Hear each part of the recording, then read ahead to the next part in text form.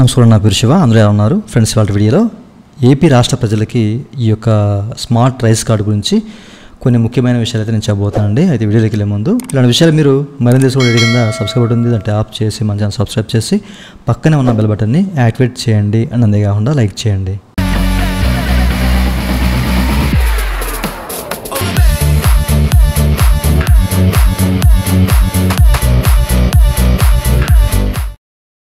ఇక టాపిక్లోకి వెళ్తే కనుక ఇప్పుడు చాలామందికి ఏంటంటే ఈ యొక్క స్మార్ట్ రేషన్ కార్డు ఏదైతే ఉందో ప్రతి ఒక్కరికి మన ఆంధ్ర రాష్ట్ర ప్రభుత్వం వారు అంటే మన నాదెండ్ల మనోహర్ గారు డిస్ట్రిబ్యూట్ చేయడానికి కొన్ని డేట్స్ అనేవి కొన్ని అంటే ఈ జిల్లాలకి ఈ డేట్లో అని చెప్పేసి ఇచ్చారు కదా. అందరికీ పంచుకుంటూ వస్తున్నారు. ప్రతి ఒక్కరికి కూడా ఈ యొక్క స్మార్ట్ రేషన్ కార్డ్స్ అనేవి ఇంటికి చేరుతూ ఉన్నాయి అన్నమాట. ఓకే, రేషన్ డీలర్ దగ్గరికి వెళ్ళి తెచ్చుకోవడం లేదంటే ఇంటికి రావడం అట్లాంటి కొన్ని వెసులుబాటు అనేది కల్పించారు.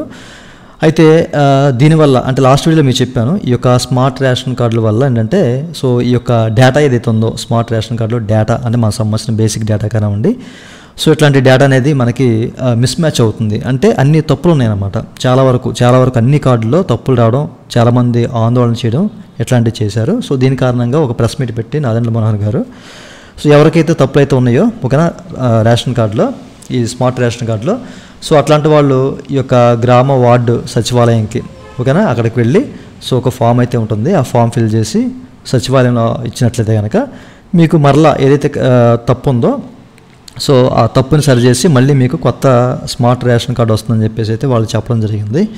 ఎవరికైనా అట్లాగా స్మార్ట్ రేషన్ కార్డులో తప్పులు ఉంటే కనుక తప్పనిసరిగా అప్లై చేసుకోండి. ఎందుకంటే ఇది ప్రూఫ్ ఆఫ్ ఐడెంటిటీగా కొన్ని సందర్భాల్లో అవసరం వస్తుంది. మెయిన్లీ ఏంటంటే మన ఫ్యామిలీ డేటా ఏదైతే ఉందో ఫ్యామిలీ డేటాలో ఫ్యామిలీ మెంబర్స్ సంబంధించిన నేమ్స్ కానివ్వండి, వాళ్ళ డేట్ ఆఫ్ బర్త్ కానివ్వండి, వాళ్ళ రిలేషన్ కూడా తప్పులు అయితే పడుతున్నాయి అన్నమాట. అట్లాంటి వాళ్ళు మార్చుకోవడం మంచిది. ఇప్పుడు మనకి ఛాన్స్ ఇచ్చారు. మనకి ఏంటంటే ఇది అక్టోబర్ 30వ తారీఖు వరకు అయితే గొడవ అయితే ఇచ్చారన్నమాట. ఈ అక్టోబర్ 30వ తారీఖు లోపు మీరు చేంజ్ చేసుకోవచ్చు మీ ఏమైనా కరెక్షన్స్ ఉంటే కనుక. ఇంతకుముందు ఏదైనా తప్పులున్నా కానీ అట్లాంటి వాళ్ళు కూడా కరెక్షన్ చేసుకోవచ్చు. ఎందుకంటే ఇప్పుడు కొత్త కార్డు వచ్చేసాయి కాబట్టి అందులోనే ఆ పాత డేటా ఉందనుకోండి. అట్లాంటి వాళ్ళు కూడా వాళ్ళకి సంబంధించిన డేటా అనేది కరెక్ట్ చేసుకోవచ్చు అనమాట. నేమ్ కానివ్వండి, డేట్ ఆఫ్ బర్త్ కానివ్వండి, మన ఫ్యామిలీ మెంబర్స్ సంబంధించిన డేటా కూడా కరెక్ట్ చేసుకోవచ్చు అనమాట.